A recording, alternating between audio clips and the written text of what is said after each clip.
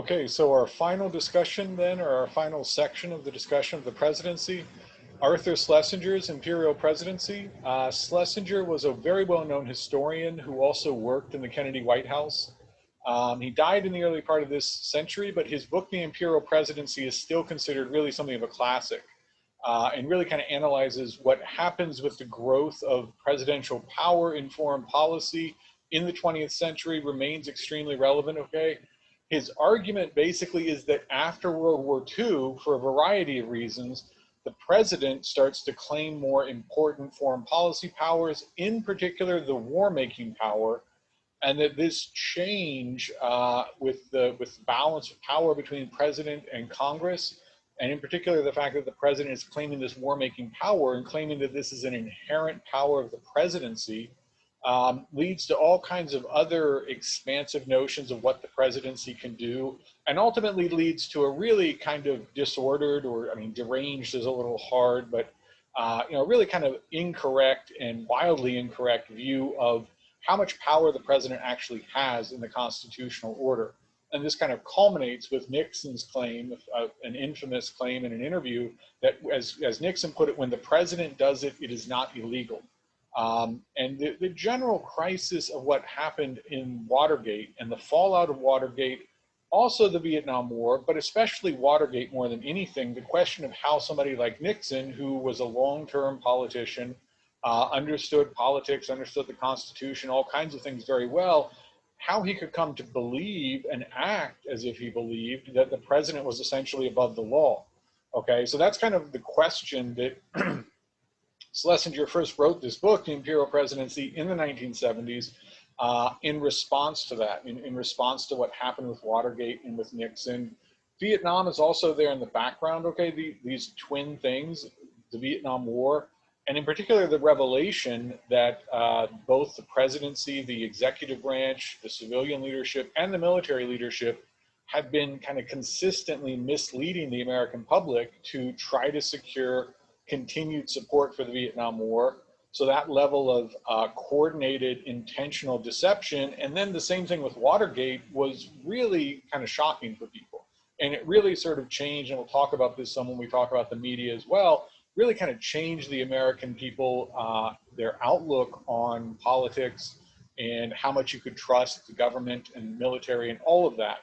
And especially the attitude, really the attitude of everyone, but including the attitude of a certain type of elite, like in the media and so on, okay?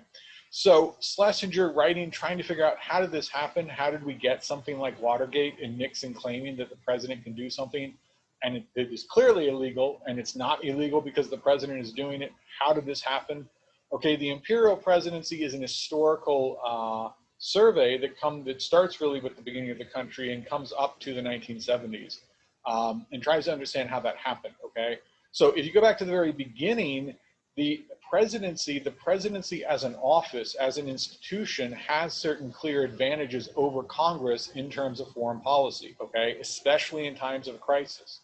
In the previous, one of the previous lectures, when we discussed the treatment of the presidency in the Federalist Papers, and in particular Publius's arguments for the need for a unitary executive, an energetic executive, one of the arguments was you need an executive in part to act in times of crisis. So you need a unified executive, a unitary executive that can act decisively and energetically in times of crisis. That's part of why you have an executive, part of why you have a president, okay? So the president has clear advantages over Congress, especially in times of crisis. There's unity. The president is one person. Congress obviously is a group of people. That leads to decision. One person can obviously make a decision much more quickly than a group of people who have to get together and debate and deliberate and make a decision and take a vote. Okay, secrecy, again, obviously much easier for one person and a handful of very trusted, hand-picked advisors to keep things secret than for hundreds by the time we get to the 20th century, or even dozens of members of Congress who each have their own individual purpose to keep it secret, right? That in addition to the numbers involved, people have their own purpose, which may not always be completely devoted to whatever this enterprise is. So they may leak things for their own reasons, okay? Dispatch, again, they can act quickly, right? Unity, decision leads to dispatch. Stability of purpose, again, one person, the president, can maintain a certain purpose much more easily than Congress can, where you have many people. Again, to reach a decision, you're going to need extensive discussion, debate. Not everybody who votes is going to be equally convinced of the vote that they're taking. So some people are going to fall away more quickly than others, okay? The Cuban Missile Crisis was sort of the great vindication for all of these ideas. And of course, there it is, right? You blockade Cuba, you wait for the Soviets, see what they're going to do, you don't back down. Much easier for one person to maintain that stability of purpose than for a group, okay? Special sources of information. Other countries are much more likely to share information with an executive, again, especially because of the fact that they can trust the executive will keep these things more secret. Congress, whatever its advantages, not as good at keeping secrets as the presidency can be. Not every president, not every presidency, not every executive branch has been great at keeping secrets, but they have that ability, okay? So that's going to lead to more special sources of information. Other governments will be more likely to share things with the president, knowing that it's more likely to remain secret than if they share it with Congress, okay? So these are all clear advantages that the presidency has over Congress, especially in a time of crisis. And the argument, the backdrop to what happened when you had the rise of what Schlesinger calls the Imperial Presidency, what happens is all of these arguments, all of the conditions that make the president better able to handle certain things, all of this intensifies in the 20th century. Because you have the United States emerges as a global superpower, especially after World War II. And then you have the Cold War, which was a prolonged, it was more than just a rivalry, but it was never an overt war. There was never an actual declaration of war. There was never direct hostility between the forces of the United States and the Soviet Union. But you had a long, decade-long tension and a Cold War, a clear hostility that never broke out into overt an overt act of war, but you had this kind of ongoing tension. And of course, you had nuclear weapons. So the ability for somebody in Moscow to push a button and millions of people die in the United States from nuclear weapons, and vice versa, obviously. But particularly concerned with what should we as the United States government do in response to this situation. Part of the argument was that all of these arguments about why the president can better handle a crisis, these things apply much more in the 20th century, or basically the situation, the crisis is much more ongoing in the 20th century than it ever was in the 1780s when Publius was writing these things. So all of these arguments for why the president can better handle crisis, they hit with so much more force after World War II. You have global politics, you have nuclear weapons, you have the United States emerging as a global superpower in a constant standoff with the Soviet Union, the other great global superpower, both of them nuclear powers. So the argument was you have a constant sense of crisis now. Therefore, the balance of power should shift to the president, okay?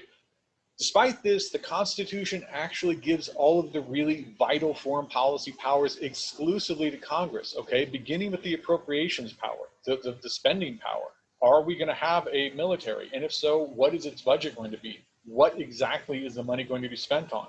All of these are powers that are given to Congress by the Constitution, okay? So the appropriations power, the power to raise and support the military, the power to declare war, okay?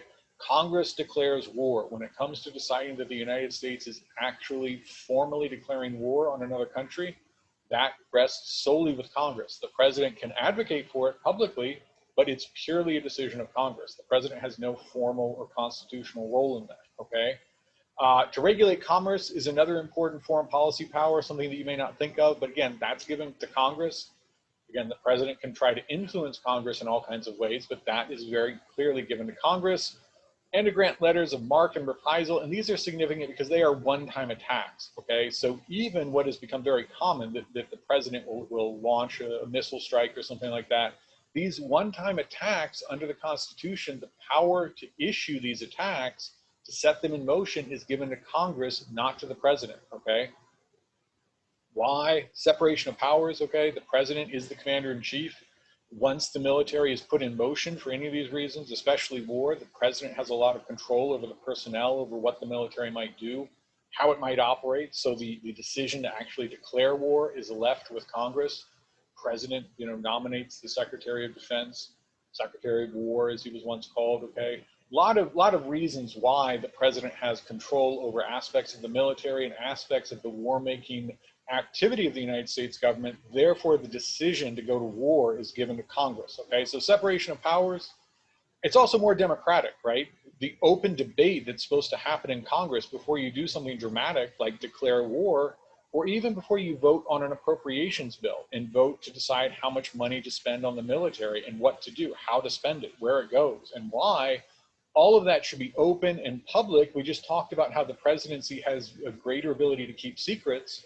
But when you're making these decisions, again, whether you're going to have a military or how it's going to be funded or where it's going to go, or the even more momentous decision to declare war, these things should be done publicly. They should be done as a result of open public debate. The public can contact their representative and get involved. So the reasons for this in the Constitution, separation of powers, and maybe even more importantly, this is the democratic way to do it. In many ways, Congress is the more democratic branch of government, so give them these powers so that when these decisions are made, they are made in the most open and public and democratic way possible, okay?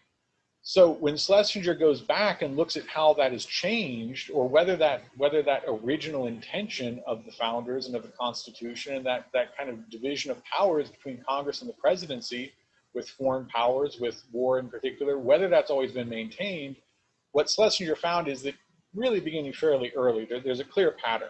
Presidents, Thomas Jefferson, for instance, when he wasn't president, he criticized the use of executive power. When he became president, he saw a need to do things like send the Navy to deal with the Barbary pirates without getting congressional approval, okay? And you see this again and again in history. Politicians who are not president, they criticize the president when the president takes upon themselves kind of, oversteps their constitutional bounds and uses the executive power in a way that seems to be unconstitutional and seems to be usurping too much war-making power or too much foreign affair power from Congress. But when these same people become president, they're much more comfortable doing that themselves. But the key point that Schlesinger says is presidents from Jefferson through Lincoln to Franklin Roosevelt, they acted beyond their constitutional powers, but they never claimed that they had an inherent right to do so. Lincoln, Franklin Roosevelt, right, Civil War, lead up to World War II, you had the fascist powers taking over Europe. Congress was very isolationist, and we'll come back to this. After World War I, and for various other reasons, the United States Congress they were mostly very strong proponents of isolationism, which was the view that the United States should not involve itself with other parts of the world, and in particular with Europe. After World War I, they thought, let Europeans do what they want. The United States should not worry about it, should not get involved, okay? So even as you had Nazi Germany and the other Axis powers building up a war-making machine and then starting to take over other countries in Europe, threatening long-standing American allies like France and especially the United Kingdom, and Churchill, the United Kingdom, asking the United States for support, Roosevelt was constrained because Congress was very clear that they didn't want him to do that. As he started to push that envelope a little bit, push towards those limits, he did not claim that actually he had that power as commander-in-chief or as president. He claimed that these were extraordinary times, that there was a genuine crisis, and that once the crisis was over, these powers would revert to the people, to Congress, but even more to the people. Lincoln did the same thing when he did things like suspended habeas corpus during the Civil War. He said, this is an extraordinary thing to do, but it's an extraordinary crisis where it's a literal civil war. The country is breaking apart or trying to break apart. For now, the president can do things like suspend habeas corpus, do some other civil liberties things, or get rid of, suspend some civil liberties, but only because of this genuine emergency. And once it's over, these powers will revert to the people. And if I or any other president tried to maintain them, the people would fight back. They would not accept it, okay? So while they did these things and they recognized that maybe they were doing things that were not really constitutional, they saw these as extraordinary measures meant to deal with really extraordinary crises or emergencies, okay? This goes back to this idea of Lockean prerogative. We talked about John Locke when we talked about the Declaration of Independence. Locke talked about the executive and the executive prerogative to act in a case of emergency, okay? The executive, Locke argued, can do extra legal, even obviously illegal things when there's a real emergency. So for instance, the example that Locke uses, if there is a fire spreading in a city, of course, many of these cities at the time had been built relatively quickly. A lot of houses were very close together. You had things like the Great London Fire. So Locke said, they started to build houses so they were easier to demolish to stop the spread of fire. And Locke said, ordinarily, the government could never come and tear down your house. That would be a clear violation of the purpose of government. Remember, Locke, government exists to protect property. So if the government came and destroyed your house for some reason, that would be a clear violation of the whole purpose of government. It would be illegal, unjust. However, if they do it to stop the spread of fire, if they destroy 100 houses to protect 10,000, then it's justified. Something that would ordinarily clearly be illegal and wrong could be justified in an emergency to prevent something much worse, okay? Another example, if we were in the classroom and there were a fire and I threw a chair through the window to break it so we could get out, nobody would say, that, well, I shouldn't have done that. We should have all just died of the fire because you can't break a window. But nobody would say you have the right to just break the window whenever you want to because you're the instructor. If I went in and threw a chair through the window just to make a point or just to tell everybody that I was in charge of the classroom, obviously that would be unjustified, right? But in a genuine emergency where people are going to die if we don't get out through the window, I might do something and it would be recognized as a perfectly legitimate and acceptable exception, okay? Not a power that I have all the time, but an exception created by a real and intense emergency. Okay, so as Schlesinger puts it, Locke had said in essence, not that emergency created power. In other words, the emergency doesn't create a new power for the office that the office just continually has, but that authentic emergency created exceptions, okay? So in the case of a genuine emergency, what you have is a situation where there is an exception to how things usually are, okay? This changes with Harry Truman, okay? After World War II, probably the most important thing that he did was start the Korean War, okay? And this was very shocking to people because basically communism at this point was viewed much as fascism had. It's sort of like the new version of fascism. It was international, it was expansive, it had to be stopped. So when North Korea invaded South Korea, Truman basically, under the advice of his advisors basically told Harry Truman that if he didn't go ahead and just unilaterally start war, if he went and asked Congress for a declaration of war, he would be diminishing the powers of the presidency. He would be leaving a weaker and diminished presidency to people who came after him. And he didn't want to do that. They were wrong. He was supposed to get a declaration of war from Congress, but he didn't. He unilaterally started the Korean War by sending soldiers there. He also kind of created military bases in Europe and said, we're going to permanently station American soldiers there, which was also very shocking to members of Congress. Because again, traditionally, that's Congress that decides whether or not you start stationing American soldiers outside of American territory. That was one of the real disputes that Roosevelt and the Congress had leading up to World War II, to the beginning. Okay? Truman does these things. He is convinced that he has the constitutional right to do that. That if he doesn't do it, he's going to diminish the presidency and weaken the office and leave a weaker, less impressive, less functional presidency to people who come after him. He claims the authority as commander-in-chief and claims it as an inherent right of the office of the president. And again, he's convinced to do this by his advisors, who again, kind of the background here is this view that we are now in a state of constant crisis. And this was somewhat shocking to Congress because after World War II and after fascism, which again, members of Congress, isolationist members of Congress, had tried to say that fascism would never threaten the United States and that the United States should just leave Europe and the rest of the world alone. After the experience of World War II and realizing that they actually did have to go to war against the fascists and the Axis powers, they recognized, okay, we can't really be isolationists anymore. We can't just ignore this. So one of the things that was so shocking to Congress is that they would readily have voted to declare war on North Korea and to try to protect South Korea, to stop North Korea from this act of aggression, to stop communism from spreading in Asia, etc. Okay, but he didn't even ask them. So this is, again, he claims his power as commander-in-chief. This is sort of the beginning of what Schlesinger really thinks of as the imperial presidency, and it begins with Truman claiming that he has the war-making power. Okay, that is an inherent right of the office of the president, and again, it very clearly is not. Okay, so the argument here is the Cold War generated a climate of sustained and indefinite crisis. And Congress, so again, one of the ways that Congress can always stop an act of war by the president is just by not funding it, okay? So when Truman started the Korean War, Congress could have just refused to fund it. Again, they have the appropriations power. They have the ability to pass a spending bill that that explicitly and very clearly refuses to give any money to support or to allow the Korean War to happen, okay? They didn't want to because politically that would have looked very bad. It would have looked like they were being weak on communism. And everybody remembered in 1950 when this happened, everybody remembered that isolationist Congress of the 1930s and how wrong they had been. Okay, so Congress is very weak politically, in part because a lot of people remember that they were wrong about fascism. And so if they try to oppose Truman on the Korean War, a lot of people in the public, a lot of people in politics generally are not necessarily going to understand the constitutional argument here. They're going to see it as just in political terms, and they're going to see them as making a wrong judgment about communism, okay? And this is, again, something that continues after this. One of the things we see consistently is that Congress is relatively weak. And the other thing they learn is that people tend to blame the president when these military things go wrong. They don't necessarily go back and find the Congress people who voted for an authorization of force or who let it happen and vote them out. They blame the president, okay? So you have a weak Congress who is weak for political reasons. They don't want to seem like they're not tough on communism.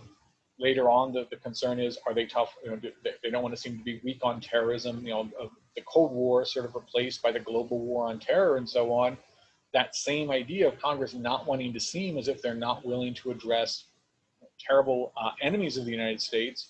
And so that gives the president a lot of power because, again, Congress politically is weak. And then the other thing, which did not necessarily happen as much with the Iraq War, but did tend to happen with the Korean and the Vietnam War, is that when the president started the war and Congress let it happen, or maybe in the case of the Vietnam War, voted for the Gulf of Tonkin resolution, voters did not come back and blame Congress and vote them out. They blamed the president. The president's approval rating fell. Johnson didn't run for re-election in 1968, although he was eligible. People blamed the president for the Vietnam War, not Congress, which again just led them further to think, well, we should let the president do whatever, because that's not what's going to hurt us, okay? Many members of Congress didn't want to know. Schlesinger quotes one person who got a confidential briefing on national security issues, a senator, and he came out and said, I wish I didn't know some of those things. So the other thing is that a lot of members of Congress, of course, there to represent the maybe domestic interests of their constituents, not necessarily interested, maybe not even entirely capable of taking in all of the issues with foreign relations, with global national security and all these other things. So also sort of weak and willing to defer to the president for other reasons, okay? But that's how it happens. It starts with Korea and Harry Truman. Again, most people recognize the need for the Korean War, but it's not a stunning success. Again, Truman is largely blamed for it. Some other things too, but he doesn't, not reelected in 1952, okay? But later presidents continue to exert executive power. Eisenhower tends to use the CIA a lot to pursue different aspects of American foreign policy, especially in Central America, but also in Asia, Europe, all over the place. And he uses it, it's all very secret. And again, Eisenhower's argument and his advisor's argument is that because of the Cold War, because of this constant sense of crisis, you need more secrecy. You cannot put this stuff out there. And that's the way that they use the argument about executive power. Of course, secrecy means that, again, it's not democratic, right? People don't know what's happening. They're not able to debate it, and they don't even know. But this is justified, the use of the CIA in particular, rather than debates in Congress and acts of Congress doing whatever, is justified by the need for secrecy because of the Cold War, because of the issues with national security, okay? John F. Kennedy, the Cuban Missile Crisis, okay, basically the Soviet Union starts to build missile silos, the things to launch missiles in Cuba, very close to the United States. The United States finds out what's happening. There's a real question, okay, the fear is that the wrong response will lead to nuclear war, but of course there's also a fear, well, you can't just let them build that because that makes the United States, that weakens the United States position, and it also starts to look like we won't confront them if they're doing whatever. So what happens, they blockade the island, and so they don't actually attack, they don't destroy the missile sites, they don't attack the Soviet Union, but they blockade the island to stop them from sending the rest of the supplies. the Soviet Union does not fire and try to shoot their way through the blockade. Instead, they retreat. The United States withdraws some missiles from Turkey and other places that, that sort of trying to make it a little bit more reciprocal, so that they also kind of step back some of their advantage, so that the Soviet Union feels like, okay, well, we can even things out if we don't do this. But there is a sense of real terror when people find out what's happening with the Cuban Missile Crisis. When they realize that there's a standoff between the two nuclear powers, there's real fear that it could be the end of the world. Many examples of this where people genuinely did think, this could be it. We could be seeing the end of the world here through nuclear weapons, through a nuclear war between the United States and the Soviet Union. Okay, so there's real concern, and Kennedy pulls it off. And this is sort of the high point for the imperial presidency thesis. This is sort of the high point for the argument that the president needs this power, that the president should have a fairly free hand to carry out these foreign policy questions pretty much on his own. Because obviously you cannot have Congress debate these things publicly. They're not going to come to a decision in time. The Soviet Union will see who the people who are not convinced are. Again, people might start to fall away. It's like 8 days or whatever, the blockade and everything lasts for a while. That steadiness of purpose that the executive can have, Congress cannot. So Kennedy single-handedly, obviously he had advisors, but this massive foreign policy crisis, which many people genuinely thought brought us to the brink of nuclear war and widespread annihilation, was handled by the executive, by the president, more or less single-handedly, without any real input from Congress, and it was done very well. So this is sort of the high point of people saying, see, the idea that we need to give all the power to the president, this idea has been vindicated, okay? Shortly after that, however, Lyndon Johnson basically escalates and really kind of begins the Vietnam War. There are American advisors. There's an American military presence in South Vietnam dating back to Eisenhower. But Lyndon Johnson really begins a massive involvement and starts what is now known as the Vietnam War and American involvement in it. There is a Gulf of Tonkin, or a Tonkin Gulf Resolution, which Congress votes on and passes. It's a vague document that basically gives the president a blank check for executive action. Lyndon Johnson thought that the whole purpose of the Gulf of Tonkin resolution, he thought it was just political. It was just to basically give him a screen, give him, somebody else to share the blame if the Vietnam War went wrong. And again, it did go very wrong for the United States, and the blame was put entirely on the president, not on Congress. So he miscalculated. But it's also shocking that Lyndon Johnson, who again, as we've talked about, was a senator, for decades he was a senator. He was a very important senator. You would think if anybody would understand the argument for the power that Congress should have in foreign policy and in war making, it would be Johnson. And Johnson was totally dismissive of it. He thought, again, it's not a formal declaration of war. It was a resolution. And he thought the real purpose wasn't a constitutional requirement. The purpose was just to get Congress to agree to it so that the public would blame Congress and not put all the blame on the president, which again, did not happen, okay? But again, you have this argument that the president has this power, okay? The State Department argued that the Vietnam War could happen without a congressional declaration of war, because they said we have a new expanded sense of defensive war, okay? So they basically said the president can start the Vietnam War without an actual declaration of war from Congress. Again, there was a Gulf of Tonkin resolution, but it was not a declaration of war, okay? Congress did issue a resolution, but it's not a declaration of war. It's not the same thing. They did not declare war on North Vietnam, okay? Johnson effectively prosecuted a war as president without a congressional declaration of war. Okay, his advisors argued that this was justified because it was a defensive war. Because again, now in the 20th century, with the global spread of communism, with the Cold War, with this constant tension between the United States and these other countries, a threat to the United States' interest anywhere essentially makes something a defensive war. So in the Constitution, defensive war is defined very clearly. It's the power of the executive to act without Congress to repel a sudden invasion. Okay, it's what you would think of as a defensive war. If the United States was suddenly invaded by surprise and the president didn't have time to ask Congress, maybe Congress isn't even in session. And of course, when the Constitution was written in the 1780s, it could take weeks to assemble everybody in Washington to recall Congress. and get a declaration of war, there is a provision in the Constitution for the president to deal with that kind of very specific crisis. But obviously, they're not talking about a war on another continent, okay? Again, that was the argument out of this set of assumptions and ideas and arguments that people had made about why the president needs more power in foreign policy and why Congress essentially needs to be sidelined or just removed altogether. That was the argument, but very clearly not what the Constitution means, okay? But that was kind of the argument that the State Department and Johnson's advisors made about why the or about why the Vietnam War is justified without an actual congressional declaration of war, okay? Nixon asserted even more power. He expanded the Vietnam War that included attacking Cambodia without any kind of a congressional declaration of war or hostilities. Continued the Vietnam War without congressional approval. Okay, again, he starts to have this almost idea that the presidency has an almost limitless power, and they trace everything back. The people who make this argument trace everything back to the notion that the president is commander-in-chief, and that this is stated very clearly in the Constitution. Again, not what commander-in-chief means, but there was this, again, this kind of background set of ideas, assumptions, concerns that the president needs to handle these things because Congress cannot.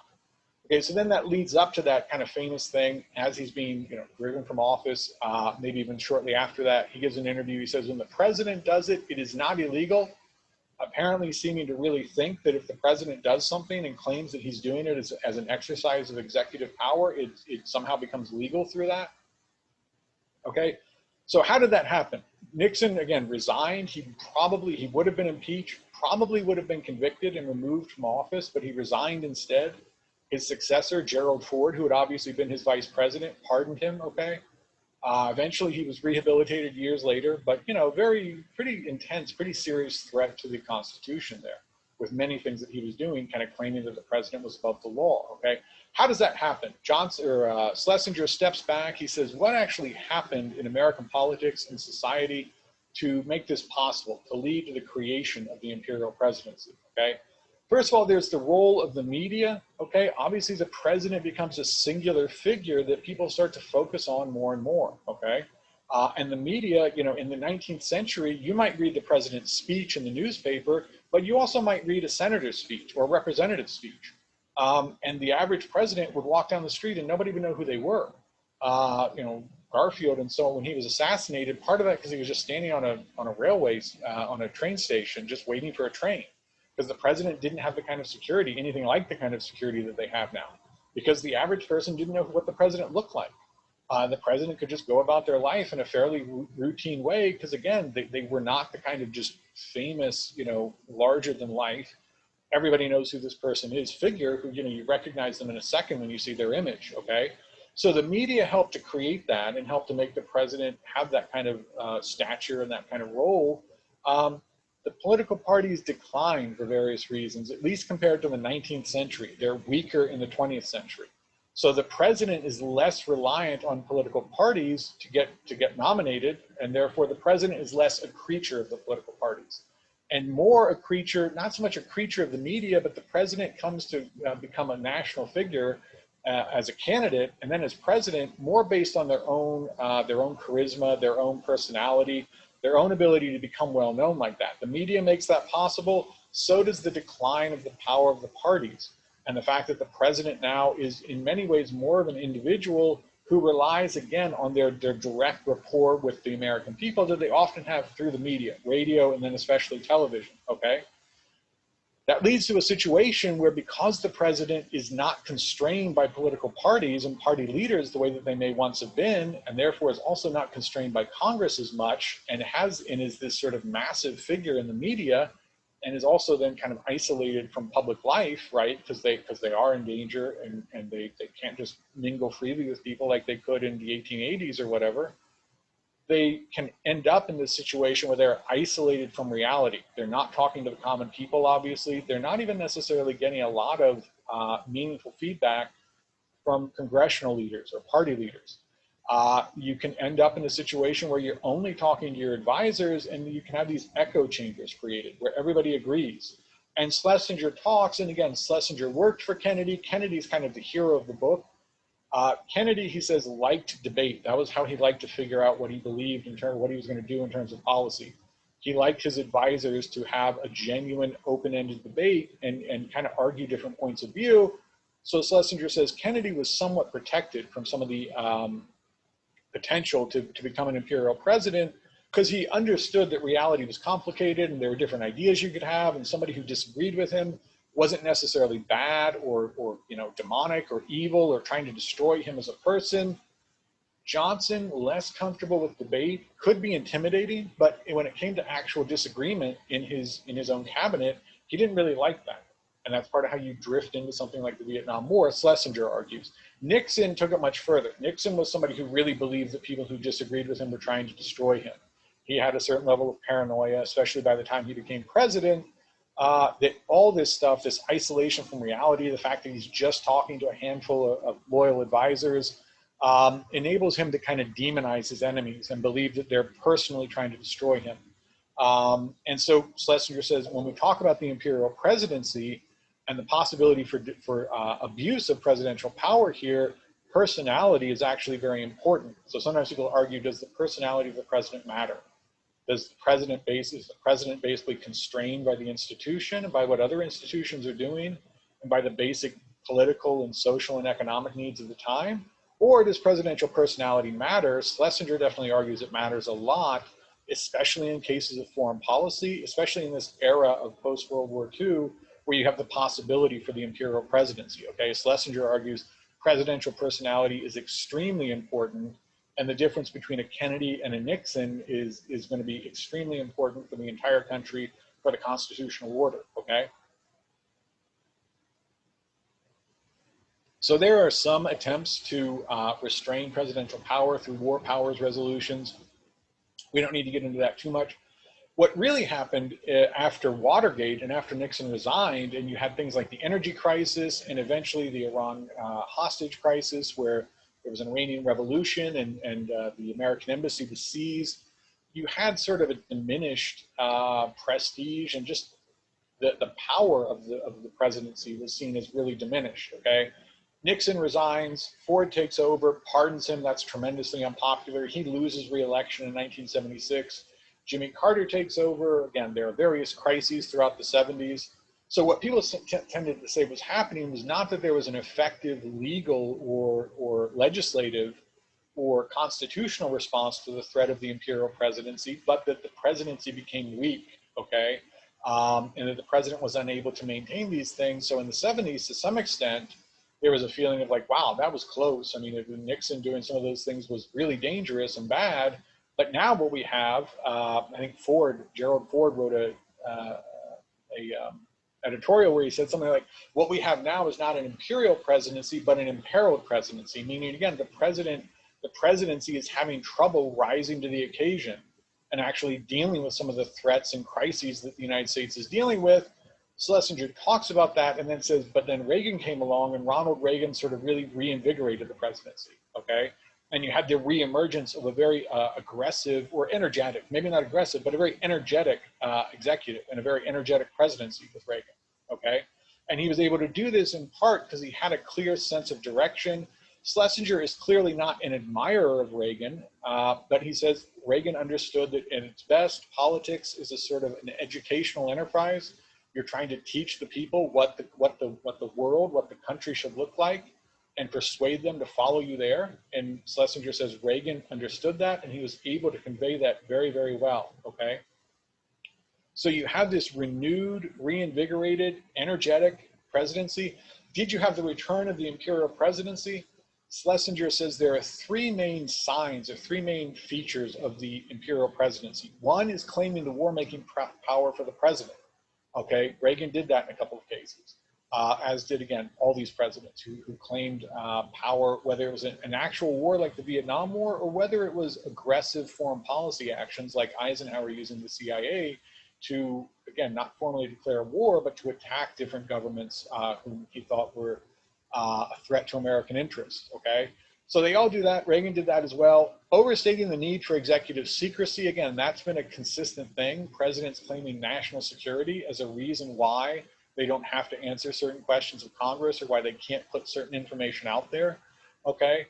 which again, that oversight power that Congress is supposed to exercise as part of separation of powers, as part of their ability to check the presidency, when the president is refusing to answer some of their questions or make certain things available, claiming national security, it obviously weakens Congress's ability to do some of that, okay? So that's another sign of the imperial presidency, he says.